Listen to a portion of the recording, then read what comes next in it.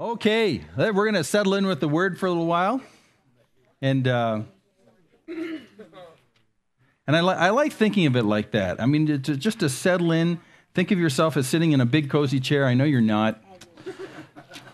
But to say, let's just settle in for a second and say, let's take a comfortable look at what God has written for us here. It's a remarkable book God has preserved for us over all these years.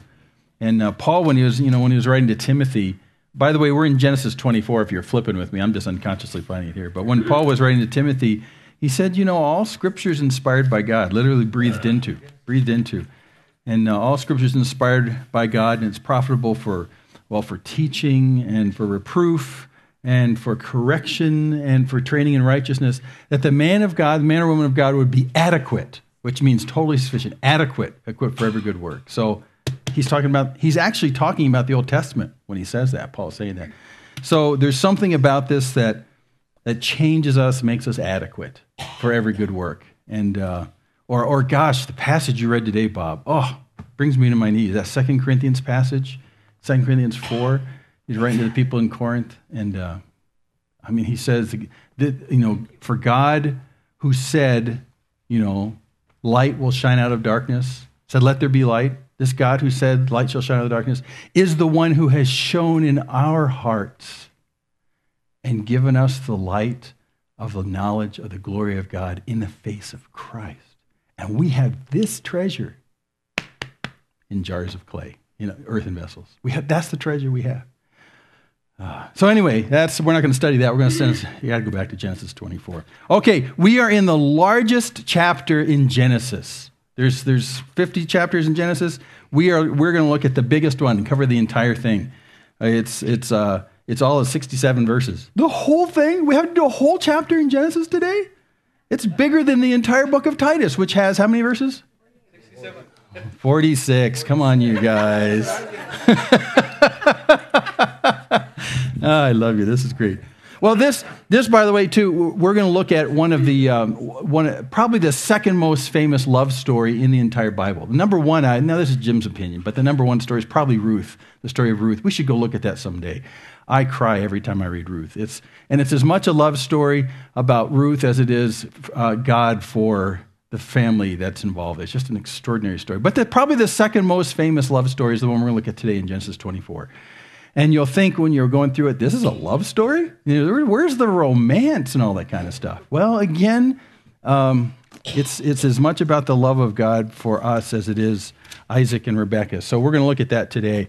Last week, if you weren't with us, let me just pick you up to where we were last week. Last week, we came upon the death of Sarah and Abraham, and that's Sarah and Abraham right there. Abraham buried Sarah, his wife, in the cave of the field of Machpelah, facing Mamre, that's Hebron in the land of Canaan. And then we jumped ahead to Genesis 25.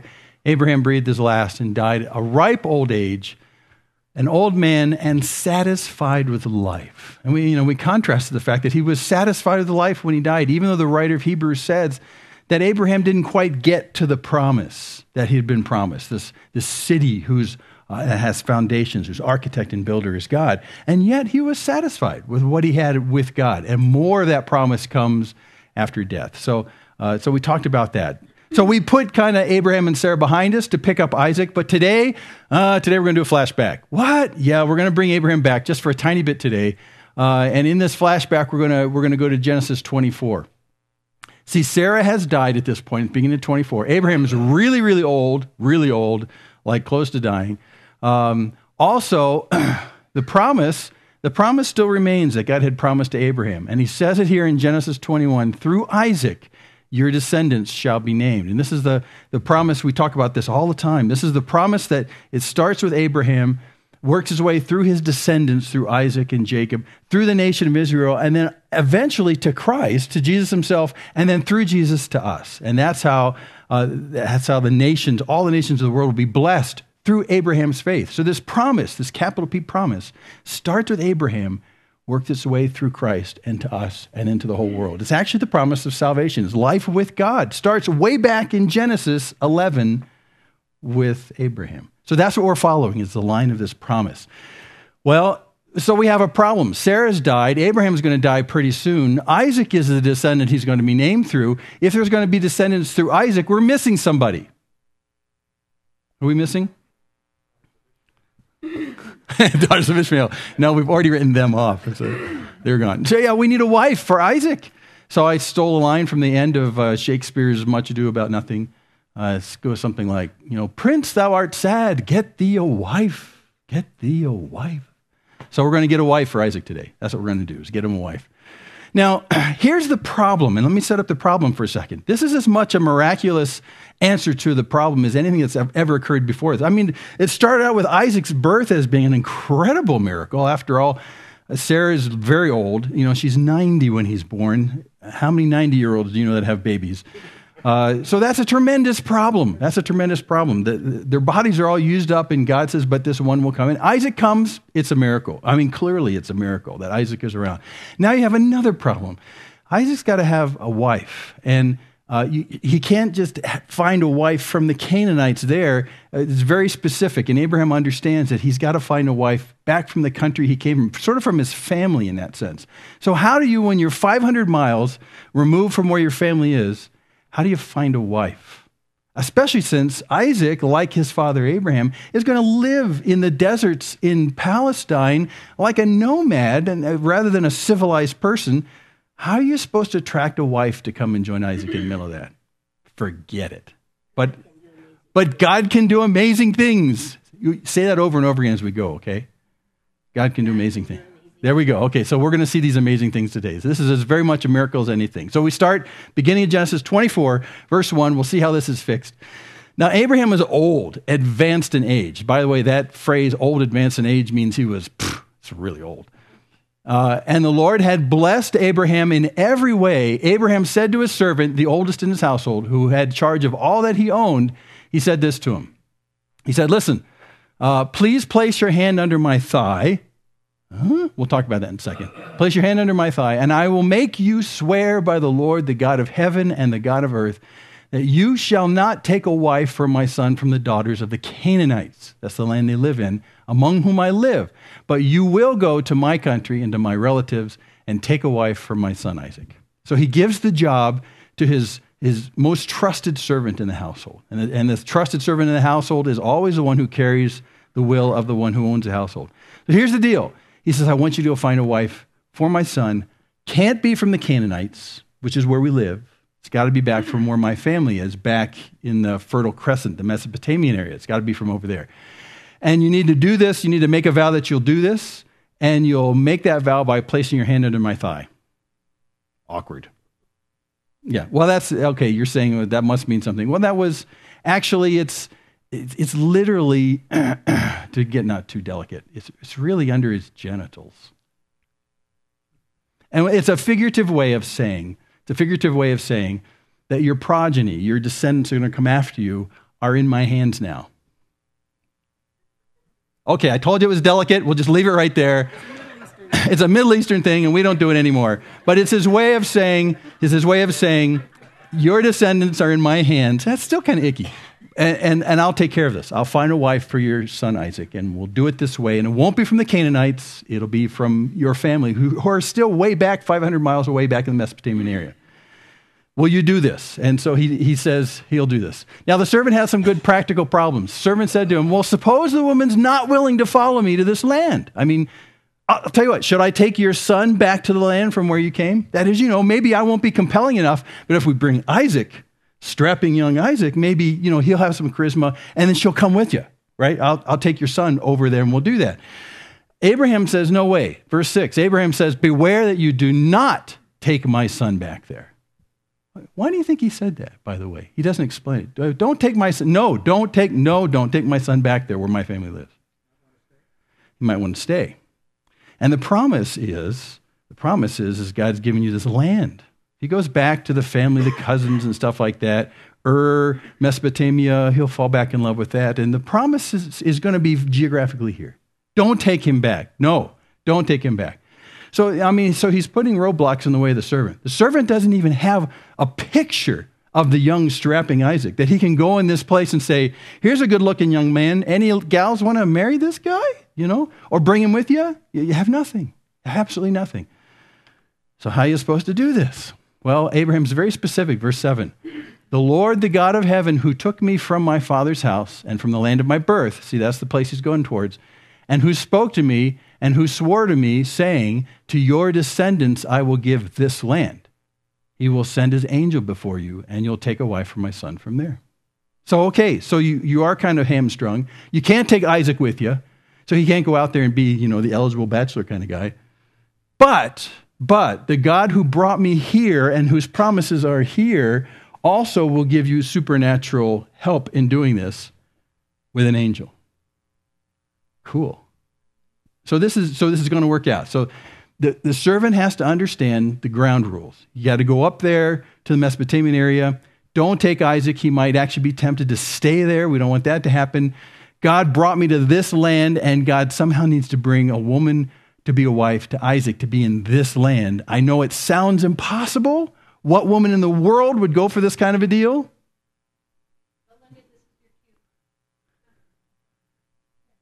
But God can do anything.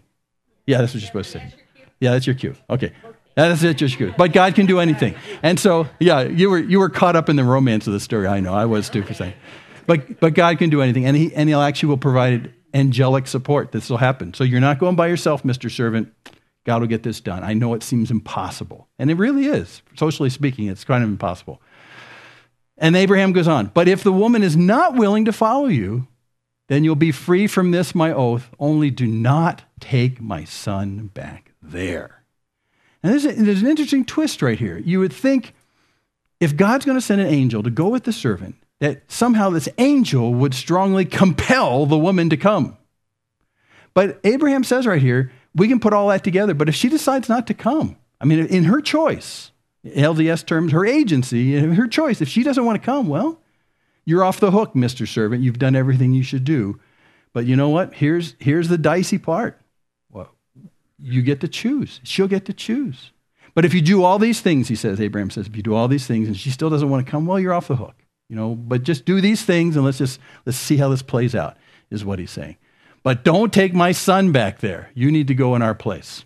Okay, so the servant placed his hand under the thigh, weird, of Abraham his master, and swore to him concerning this matter. Okay, so we're set to go. That's how it's going to work. By the way, you're going to see a lot of camels this morning. Is that okay? Okay, watch out, they spit. Okay, verse 10. Then the servant took 10 camels from the camels of his master and set out with a variety of good things of his master's in his hand. And he arose and went to Mesopotamia to the city of Nahor.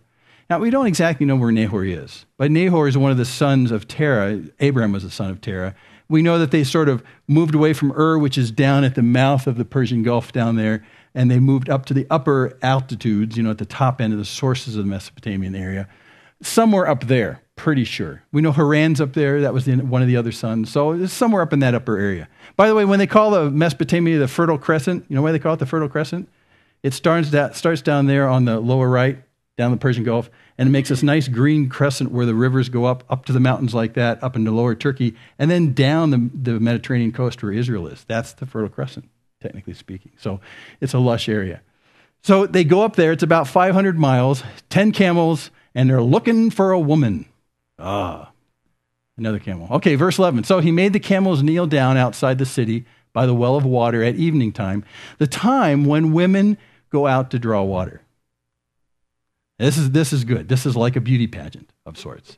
He knows that this is the time, because the sun's not quite as hot, that a lot of the eligible young women will come bringing to get water. So let's just stay right here. The camels need water, and we'll just check out the action.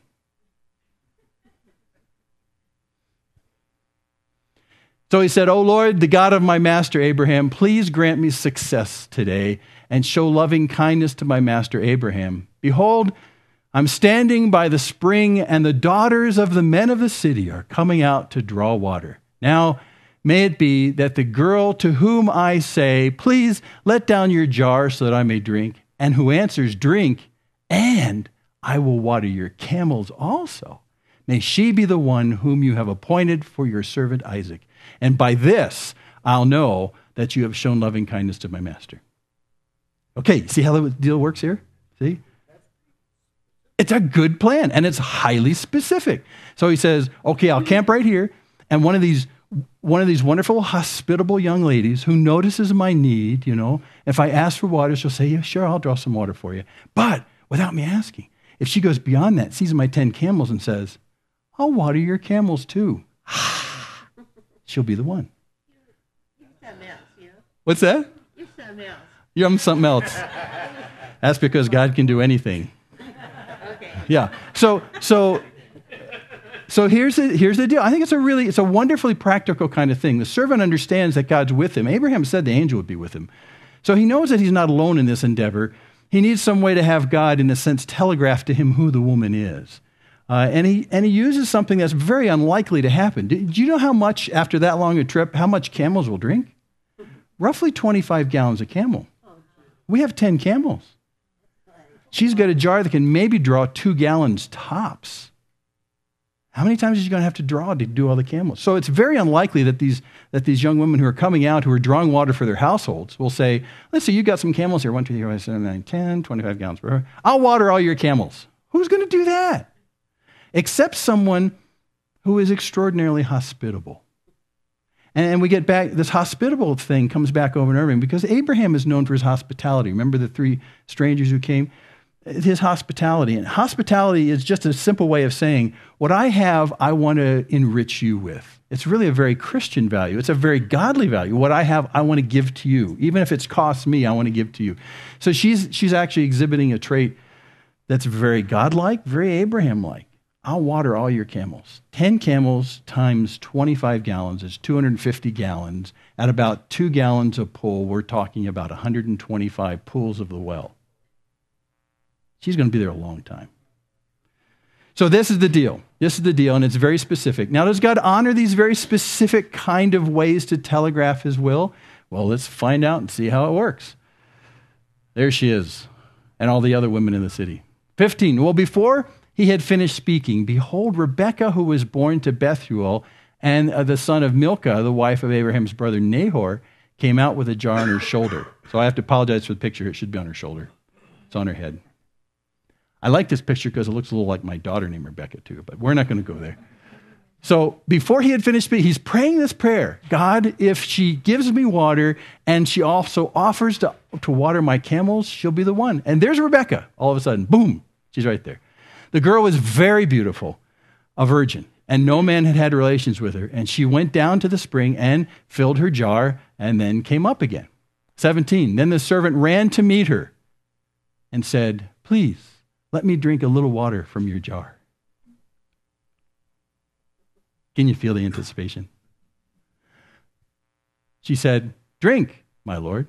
And she quickly lowered her jar to her hand and gave him a drink. By the way, I'm going to use a lot of artwork. There's a lot of famous artwork about these scenes in the Old Testament, especially this particular love story. So there she gives him a drink. And now what's he thinking next? Don't say a word. Don't say a word. Let's see what don't say a word. Don't say, and so what about my camels? No prompting. See what goes. Now, when she had finished giving him a drink, she said, have a good day.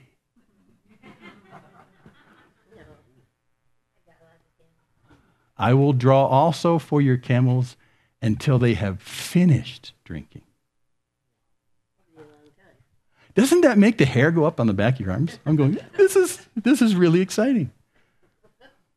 This is really exciting. And I'm sure that's what the servant himself, same thing. He had just prayed the prayer. It's almost still on his lips. And then out of the blue, she says, let me draw for your camels too.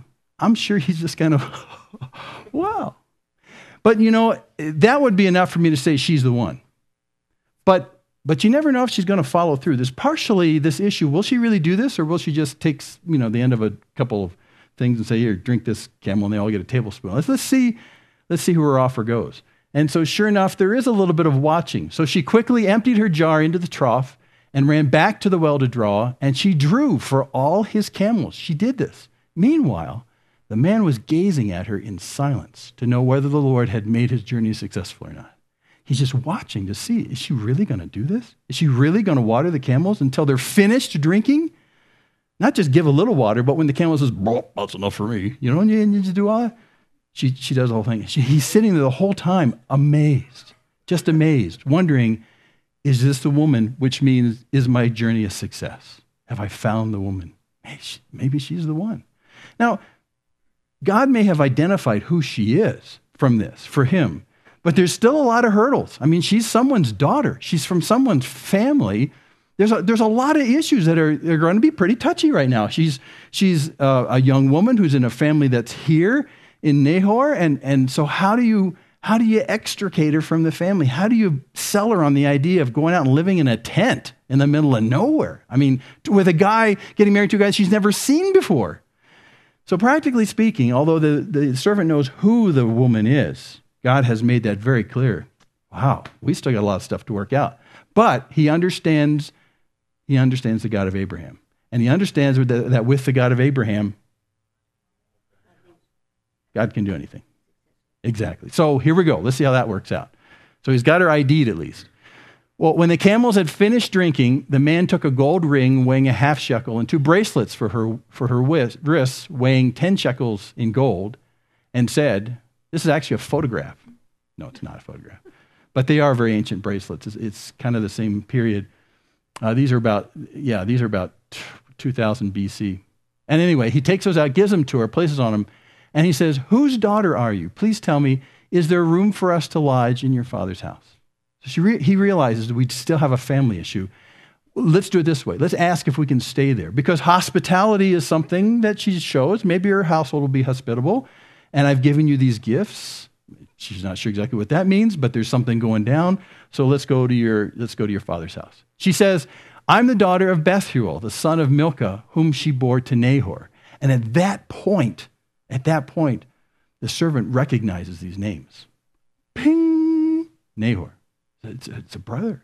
I mean, this is the family of Abraham. What are the odds of going to that place and running smack dab into the family of Abraham? Well, actually, pretty high, because the city is named after the family. But here we are. We're hooked in. So this is pretty cool. Again, she says, we have plenty of both straw and feed and room to lodge in. So not only for you and your servants, but for your 10 camels. Sure, let's do this. We can do this. Then the man bowed low and worshiped the Lord. I love it. He does this a couple times. Things start to go in the right direction, and instead of just kind of running around and going, wee, he actually bows down and says, God, you're doing this. You really are doing this. He has this wonderfully honorable heart of thankfulness to the whole process. And instead of so many other responses you could have, his response is to say, God, you really are doing this. And he worships. And that's what he does. He worships. And then he said, verse 27, blessed be the Lord, the God of my master Abraham, who has not forsaken his loving kindness and his truth toward my master. As for me, the Lord has guided me in the way to the house of my master's brothers. Go figure. So this is what he worships. And he's worshiping this God who has this loving kindness. And by the way, when you see, at least in my version of the Bible, when you see loving kindness, that particular word, it's hard to translate in many English versions. But it's this wonderful word of love that is as important and pronounced in the Old Testament as in the New Testament, agape love. This in the Old Testament is a word that should be right up there on billboards too. It's chesed. And chesed is for me at least, is better translated devotion. It's a love that's loyal. It's devoted. It follows through. It's a love that says, I am for you, and you can always count on the loyalty of my love. Some versions in English call it loyal love, his loving kindness, his devotion to me. He says, now I know. This God has not forsaken this loyal love and his truth toward my master. He's guided me actually to my master's brothers. This is incredible. And I think at this point, he's just in for the ride and it's amazing to see where it's going to go. Well, then the girl ran and told her mother's household about these things. Now, Rebekah had a brother whose name was Laban. Mark that name. It'll be very important for the coming chapters. Laban. And Laban ran outside to the man at the spring. And when he saw the ring and the bracelets on his sister's wrists And when he heard the words of Rebekah, his sister, saying, "This is what the man said to me," he went to the man, and behold, he was standing by the camels at the spring, just, hanging out. Because she runs back to check out if everything's okay for him to come home with her, She runs out. Laban runs back, finds the servant sitting at the spring, wondering how it's going to go down. And he said, this is Laban speaking, 31, "Come in, blessed of the Lord. Why do you stand outside, since I have prepared the house and a place for the camels?" Good hospitality. So the man entered the house, and then Laban unloaded the camels. He actually unloaded the camels. And he gave straw and feed to the camels and water to wash his feet and the feet of the men who were with him. So he does everything right from a hospitality perspective. Takes care of the camels, even unloads the camels, feeds the camels, beds down the camels, and then provides water for the servants and for the men to wash their feet. That's a huge hospitable act during those days when you're, sandals, icky feet. Ew. So even though we're in the desert, your feet still get dirty. Okay, so he does all the right hospitable things. But when food was set before him to eat, he said, "I will not eat until I've told my business." So he's saying, "I appreciate your hospitality, but let's do some business right now. I'm here on a real reason."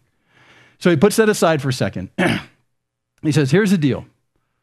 He said, and then Laban says, "Speak on." So then the servant goes on, 34. He says, "I'm Abraham's servant. The Lord has greatly blessed my master so that he has become rich. And he has given him flocks and herds and silver and gold and servants and maids and camels and donkeys and yada, yada, yada, yada, yada." We're going to cut some verses out because he just tells everything that you already know about. He basically says that Abraham and his family have been led by God to go to this place, and God has blessed them because they've gone to this place. And he has a son now, Isaac, and there's this promise that's going to go through Isaac. And so he tells them the whole story. I would recommend that reading to you, but you know what he's going to say. He recounts what we know in the history already. So he tells us to Laban, verse 42, we skipped to there. "So I came today," he said, "to the spring and said, 'O Lord, the God of my master Abraham, if now you will make my journey on which I go successful, behold, I'm standing by the spring. And may it be that the maiden who comes out to draw,'" yada, yada, yada. He tells the whole story again we just read about if she draws, she offers me water and then offers to feed my camels. She's the one. So he tells this whole story to Laban. And Laban's sitting there listening to this servant, who probably at this point is actually quite ecstatic that things are working just like they ought to work because God's with him. And he tells this all to Laban. And I think it's clearly salted with a sense of respect and wonder for this God who's overseeing this very important task. He tells us all to Laban. We skip to 45. And he says, "Before I'd finished speaking in my heart, poof, behold, Rebekah came out with her jar on her shoulder and went down to the spring and drew. And I said to her, 'Please let me drink.'" Yada, yada, yada, yada, yada, yada. And he tells the whole story. It's kind of repetitive here. This actually is ancient storytelling style. You tell the story, and then you tell the story within the story, and you tell the story within the story's story. That's how you do this. It's great storytelling. He says, I set this deal with God. If she offers to do the camels, she's the one. So he tells this entire story. So Laban's completely up to speed by the time we get here to verse 48. He says, "I bowed low and worshiped the Lord, blessed the Lord, the God of my master Abraham, who had guided me in the right way to take the daughter of my master's kinsman for his son." So clearly Laban is all checked out now. He understands that this just isn't some kind of opportunistic quest to go buy a woman for the boy. That this actually has some God intervention going on. And up to this point, God has shown his hand all through the process. And he puts this in front of Laban. This is it. And Rebekah's the one. Well, in fact, think if you were Laban for a second, how do you receive this kind of word? It's kind of like, did you see the movie The Blues Brothers? They kept saying over and over again, "We're on a mission from God." Well, in a sense, that's what he's telling Laban. I'm on a mission from God, and this is where I'm at right now. In a way, I think for Laban, hearing this mission from God kind of stuff, he may be feeling a little bit compelled, like, well, what am I supposed to do? If this really is a mission from God and God's clearly doing something, do I have a choice in the matter? I mean, really? God's doing all this? So Laban's in a funny place. I mention that because later on in the story with Isaac and with his sons, Laban's going to be kind of a jerk. to put it frankly. And I think right here his jerkness is still here, but this message about the fact that God is superintending on everything that's going on is somewhat compelling to him, where later on it may not be. So anyway, we just add that for the future. So now, the servant goes on, if you're going to deal kindly and truly with my master, tell me, and if not, let me know, that I might turn to the right hand or to the left. So he really does give Laban some space. He says, if you're going to go with the whole plan, yeah, that's okay. But if not, just tell me straight up, and I'll go look for someone else. I'll go back to the well and hang out for a while. So he wants Laban to be straight with him, is all he's saying. And he's giving him the space to say no, is what he's doing. Just tell me what you think. So Laban and Bethuel replied, well, the matter comes from the Lord. So they got that. So we cannot speak to you bad or good. I mean, here's Rebekah before you. Take her and go, and let her be the wife of your master's son, as the Lord has spoken. So really, Laban and Bethuel both basically say, we believe that this is something that God's doing, not just you and Abraham. We see God's finger in it. How can we say it's good or bad? God's doing it. So we understand that. So if Rebekah's the one, okay. Now, I think that's an extraordinary miracle right there, that they would be that compliant at that particular point. To say, sure, you want to take our daughter and go off in the middle of nowhere? Well, it's not exactly in the middle of nowhere, because they do know Abraham. Abraham is from this family in this area. They know Abraham. The problem for them is Abraham took off and left home, left the family behind, went out in the middle of nowhere, and they have no clue whether Abraham became destitute or what happened out there. So when this guy comes and says, no, actually, God's blessed him greatly, they go, well, okay, Abraham, he's family. We've never met Isaac, his son, but he's probably an okay kid, And God seems to be blessing him, evidenced by these nice bracelets in this ring. By the way, this ring is not a ring for your finger. It's a ring for your nose. Yeah. Well, anyway. So they comply, and you'd think that'd be the end of the story. But it's not quite the end of the story. When Abraham's servant heard their words, he did that thing again. Isn't that cool? Every step along the way, it's like it's falling in place. It's impossible. God clearly has gone ahead of me and is doing this. And so when Laban and Bethuel say, okay, he says, oh, just a second. And he worships. He worships. I love this guy. By the way, we don't know his name, this servant.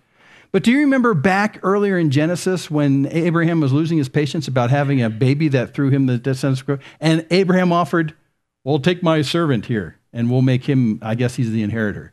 And God says, no, I don't think so. It could be that guy. And do you remember his name? I forget his name. Eleazar? Eli something. Anyway, was it? Eleazar? Anyway, one of those guys. Could be him, but we're not sure. He's the oldest servant. But he Eleazar? Okay, could be him. So he worships. Now, the servant brought out articles of silver, articles of gold, and garments, gave them to Rebekah. He also gave precious things to her brother and to her mother. This is kind of it's a common thing. It's called a bride's price. It's a way of saying here, we'll do a trade. And so gives them wonderful presents. 54, then he and the men who were with him ate and drank and spent the night. Business done, let's eat. Everything's good. So it looks okay. They spend the night, and you would expect the next morning, we're off back to Canaan. But not quite. A little twist comes in the story. When they rose in the morning, the servant said, send me away to my master. That is, let me take my leave. I'll be out of here. But her brother and her mother said, well, let the girl stay with us a few days. Oh, let's say 10. Afterwards, she may go. Why? This is actually typical stuff. It's part of contract in the ancient time. We do it today. We put it in the end of contract. It's called a buyer's remorse clause is what's at the end of contract, which basically is to save you from being in a situation where you're pressured to sign the contract, give you 10 days to kind of think through it, and if you change your mind, you can change your mind, no big deal. So that's what this is. This is kind of we want to think about this for 10 days, and we'll see how this goes, okay? So I'll give it 10 days. Well, the servant says, don't delay me, since the Lord has prospered my way. Send me away that I may go to my master. It's a great response. He says, listen, no second thoughts here, because what's going down is God's will. You're not going to second think your way through this. God has clearly laid the path through this. Don't delay me. God has put the pieces in place. Let's just move forward. And so when he brings out the we're on a mission from God kind of thing, well, Laban and Bethuel say, oh, okay. Well, they do something interesting. We'll call the girl and consult her wishes. So in a way they say, well, we haven't talked to Rebecca in the whole thing. That's a great idea. Yeah. And at this point, the entire plan of God that's been laid step by step along the way that the servant has thanked God and worshiped every time it's happened, it now all hinges on this young woman saying yes or no. And this young woman is thinking, desert, people I don't know, a husband I've never met. The entire plan of God seems to hinge on her decision. This is where the drama gets its highest. Let's consult her wishes. So they called Rebekah and said to her, will you go with this man? And she said, Yes, I'll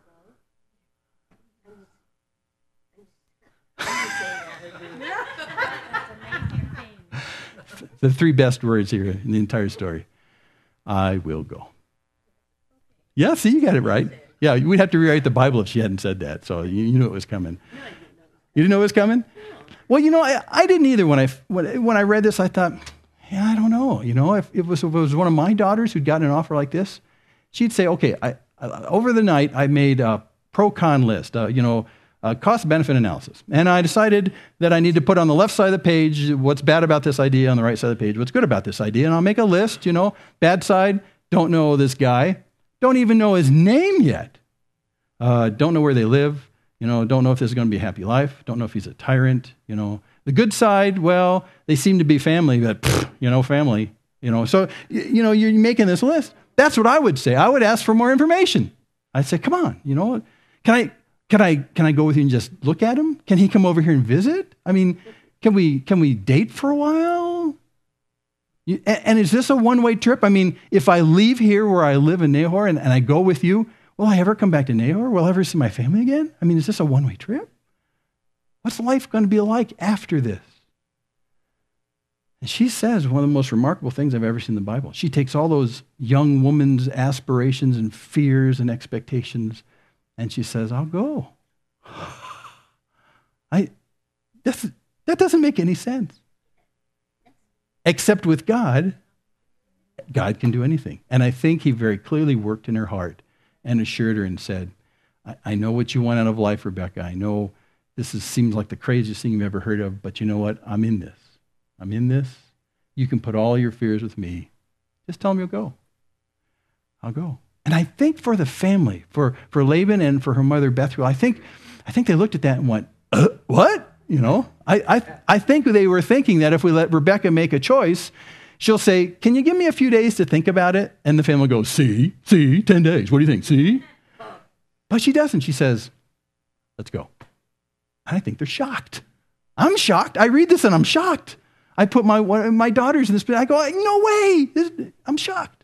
She says, I'll go. Thus they sent away their sister Rebekah and her nurse with Abraham's servant and his men. I'm still shocked. I read this all week and I'm shocked again when I read it. By the way, her nurse she would have been the woman who was kind of assigned to Rebekah when she was first born. It raised her up kind of like a nanny, and then she stays with her entire life is what happens. So the nurse goes with her. By the way, this nurse shows up later on in Genesis. Her death is given, the nurse of Rebekah is given a great honor later on. It's really odd. So anyway, they send her away. They send her away. They blessed Rebekah and said to her, this is their final comments to her, may you, our sister, become thousands of 10,000s, and may your descendants possess the gate of those who hate them. That's a wonderful blessing. May your descendants basically be thousands of 10,000s. May your descendants be prosperous. And the gate of the city, that your descendants possess the gate of those who hate them. Your enemies usually live in a walled city someplace else, and they defend the gates as the only vulnerable place to come in and out of the city. In ancient lore, that was the most impossible way to attack a city, is to come in through its gates, because it's the most heavily fortified and designed to be defended. And so when they're saying this blessing, they're saying, may your enemies be defenseless before you. The people who hate you won't have a defense. I mean, may God bless you in that sense. So So they give her blessings and say, go for it. Then Rebekah rose with her maids. They mounted the camels. They followed the man. And so the servant took Rebekah and departed. Yes. It was a successful journey, but the story still goes on. More camels. And we switch scenes now 500 miles away, down in the south, where Isaac is wondering what in the world the servant's going to bring back. Because listen, if I was Isaac, I would be thinking, okay, now the servant's going to go up there. He's basically going to take a woman who probably has not had any success with anyone else in the entire village. It's probably going to be someone who's desperate to get married, because after all, who would say yes to something like this except some really socially backward, unlovely, strange woman who is not married for the same reasons why I don't think I want to marry her either. See what I'm saying? He's going to get a loser. He's going to get a loser. So he's sitting back here thinking, oh man, because if the servant is successful and brings a woman back, he really can't say no. I mean, it's a done deal. All arranged marriages are kind of like this in a way. You never really know what this is going to be like. So he's back here waiting at home and then looks off in the distance. Now, Isaac had come from going to Be'er Lahai, for he was living in the Negev desert. We still call it that today in the south of Israel. Isaac went out to meditate in the field toward evening, and he lifted his eyes and looked, and behold, camels were coming. Wouldn't this make a great movie? Yeah. I see camels. Yeah. This is in Israel. This is southern Israel. It's between where Israel touches the Sinai desert. It's down there.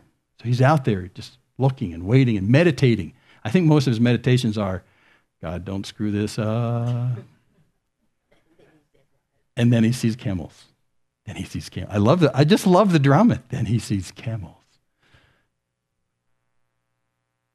Rebekah lifted up her eyes, and when she saw Isaac, she dismounted from the camel. There she is, dismounted from the camel. And she said to the servant, who's that man walking in the field to meet us?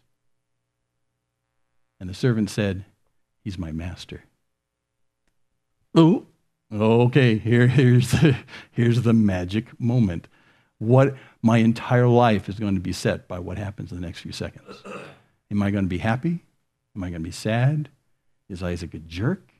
Will he ever love me? Here we go. So she took her veil and covered herself. That's just a custom. Don't get all freaked out about that. So she covers herself and she gets ready for this most important meeting. And the servant told Isaac all the things that he had done. I love this picture because Isaac is over here and the servant is over here. And there's Rebekah on her camel kind of down like that. And the servant's just, and then I worshiped, and then, can you believe, and here she is. And that's what he does right there. That's what this picture says, because that's what he's doing. Can you believe it? Here she is. And she's sitting there on the camel the whole time going, hi, that's me. And Isaac is hearing all this. Well, that's a great encouragement to Isaac, because Isaac's hearing how much God intervened in the entire process. So if God intervened in the entire process, and God's loving kindness, his chesed, his loyal devotional love to us, if that's really true from this God, then God's not going to play some fantastic joke on me and bring to me the last woman to ever get married up in Nahor. Maybe this is something beyond my expectations.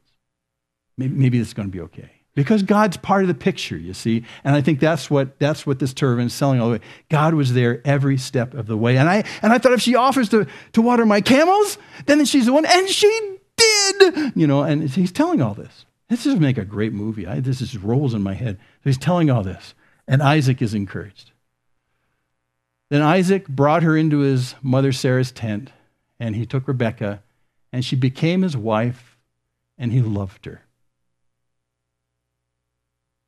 Thus Isaac was comforted after his mother's death. She became his wife, and he loved her. Now, the order of that's very important. In our culture, you love somebody, and then you marry them. In their culture, he marries her, and then he loves her. I'll tell you, I cry every time I read that. It's an incredible thing because of God's gift of Rebekah to Isaac. And Isaac recognizes her as a gift. He commits to her 100% and marries her, and then starts the process of loving her. And that's a better picture of love, because love in the Old Testament, chesed, is this loyal devotion. It's saying, I'm for you, and you can always count on me because my love is loyal to you. And even in the New Testament, that word agape in the New Testament is more about a choice of the will than it is about butterflies in your stomach. It's more about saying, I'm committed to your best always, and nothing can shake it. And so the commitment comes first. That's love. And the follow-through is how the actions blossom after that. So Isaac took her to become his wife, and then he loved her. That's why it's one of the best romantic stories in the entire Old Testament. And yet, without the fingerprint of God in the process, the whole story wouldn't work. It was a miraculous bringing together of two people. Miraculous, where it should never have ever happened. And yet she said, I will go. And in saying I will go, she was also saying, I leave everything behind that I've ever known. And I, in a sense, gamble my entire future on this guy being the one. But it's not really much of a gamble when God's in the picture. Okay, let's make some observations and then we'll quit. Don't you love that picture? That's by the way, that's by a guy, a French artist named James Jacques Tissot, Tissot. And he's done a whole collection of pictures from the New and Old Testament. They're just wonderful. Tissot, if you ever see his name, look at him. So just a couple observations. We mentioned some of these in passing. First, God's promise is resourceful. And I say this because Isaac needs a wife, and there are no wives around to be had. Is God's promise going to be thwarted by the fact that clearly there are no resources to complete the promise? No. God's got it all figured out, even when the fulfillment of that is 500 miles away. He's got it figured out. God's promise is resourceful. It's going to happen. God can send angels to go ahead of us to make a way. So even when it looks like the situation's impossible, it's impossible. God can even go as far as sending angels to make it happen.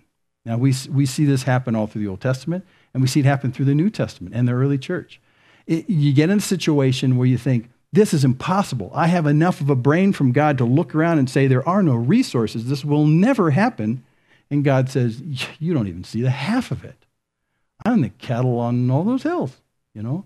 Jesus said when Peter's trying to defend him with a sword, you know how many angels I could call down right now? Come on. There's more than meets the eye when it comes to resources to fulfill the will of God. And that's what he's saying. That's what happened right here. God respects our requests for exact direction. Now this servant, gotta love him. Eleazar, is that his name? I gotta love him. He says, God, I don't want to mess this up. So here's the deal. What if she offers to water my camels when I don't ask her? And we'll call that the sign. Now, will that work? And God honors that. You know, God honors that. You would think that would be kind of bush league to do it that way. Kind of like the Gideon thing. Well, God, I don't want to make a mistake here, so tell you what, I'll put this fleece out on the ground, and if there's dew on the fleece, then we'll say that's a yes. And God does it. He says, okay, God, let's do this another time. Let's put the fleece out, and if it's dry, we'll say that's a yes. You know, it seems kind of bush league, and even this seems kind of bush league. But God, in his wonderful patience and loving kindness, says, that'll work for me too. Let's do it that way. There have been times in my life where I've done the same thing. When many of you know I used to work for Hewlett-Packard as a research executive for them and loved the electronics industry and my identity. It's who I was. And somewhere along the way, and I've told this, but I won't tell the whole thing, God told me I was going to be leaving that and going to ministry full time. That was a real identity shock for me.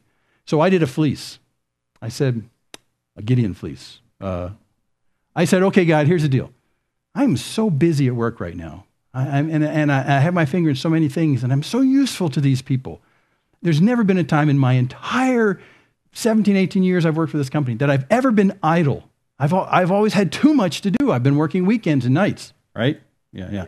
I've always had too much to do. So here's my fleece. What do you say that the day someone comes to me and says, we don't have anything for you to do, I'll call that my fleece. And God said, okay. And a couple of years later, my boss came and sat down at my desk and says, this is the strangest thing, but we don't have anything for you to do right now. And I went, oh. And he looked at me like, what did I just say? I said, I'll tell you later. And I told him later, And God respects our desires to not want to mess up in his direction of us. And he's very good at it. And if you want to invent a way, biblically, many times you'll say, okay, let's do it that way. Let's do it that way. And here's the deal. God is much better at communicating to us than sometimes we give him credit for. And when our hearts say, God, I want to follow your ways, I want your will, not mine, to be done, can I put that responsibility on you to make sure that that's what happens? Because I don't know how to do this. I don't know how to make sure how to do this.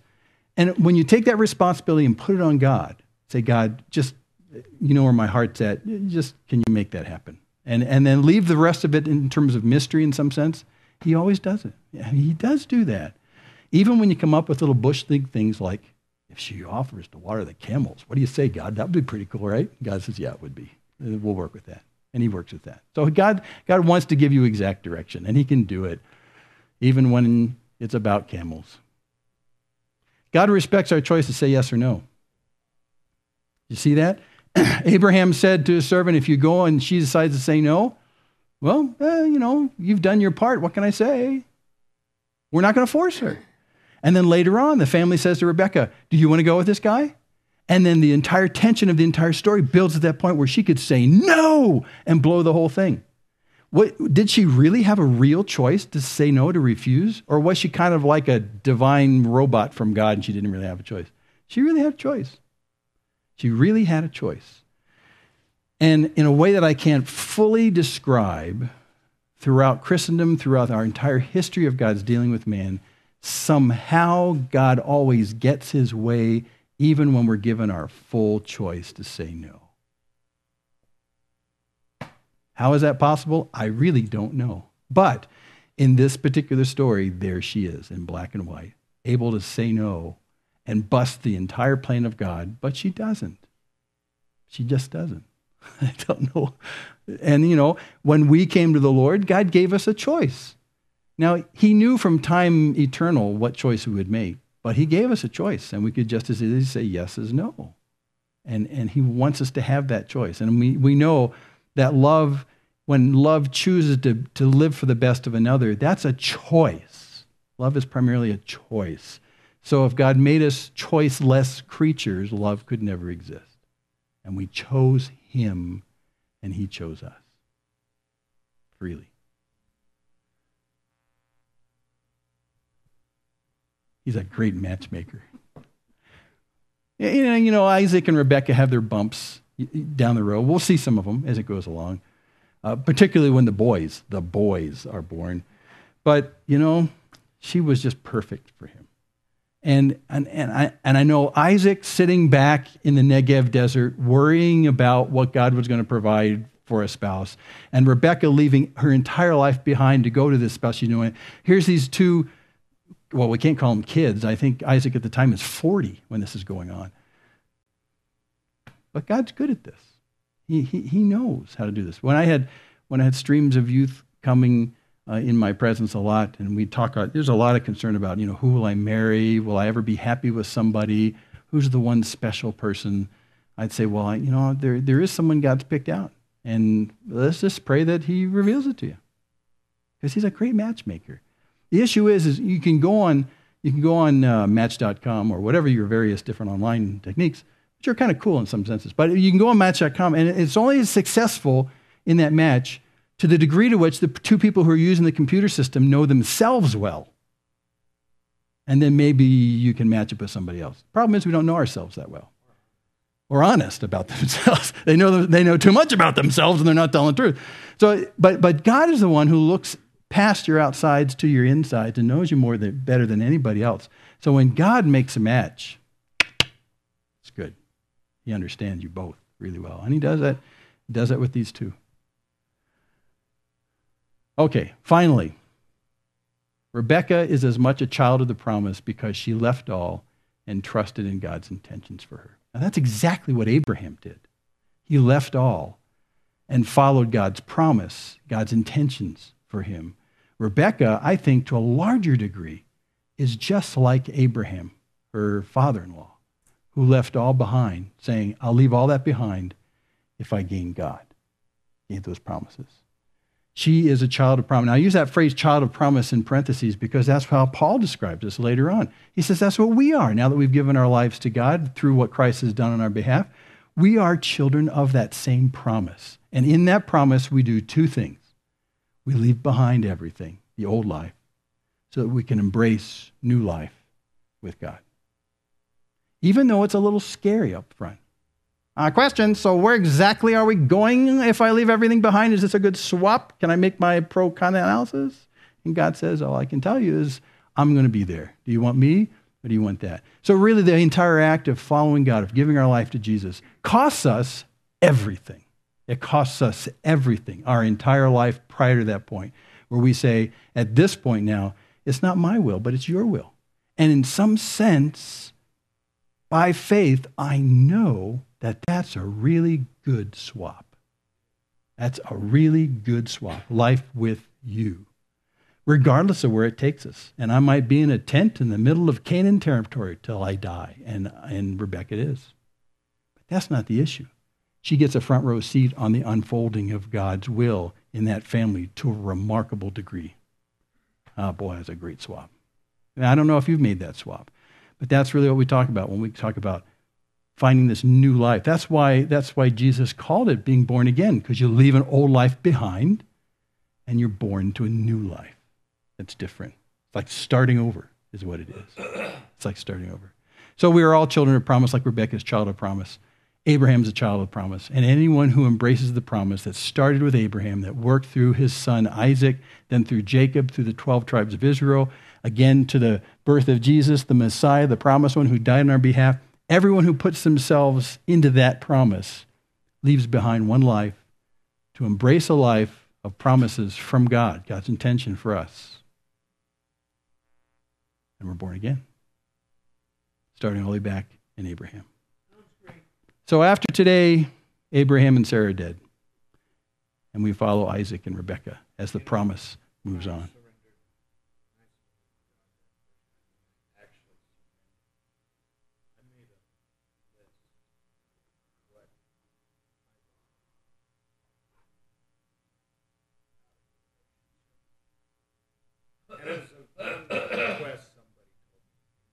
Right.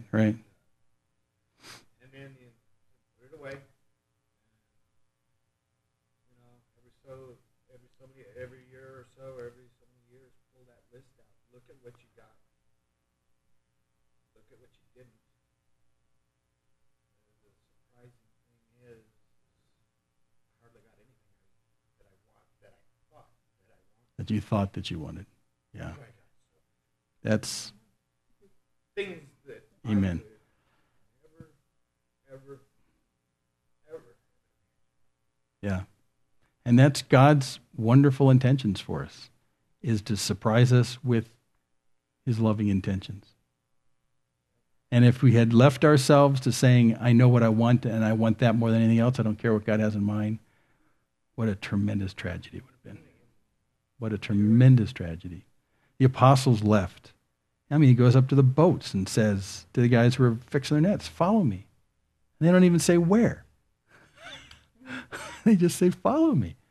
And can you imagine them at the end of their lives saying, man, if we'd stayed behind and said, well, no, I want to fish. Think of what we would have missed.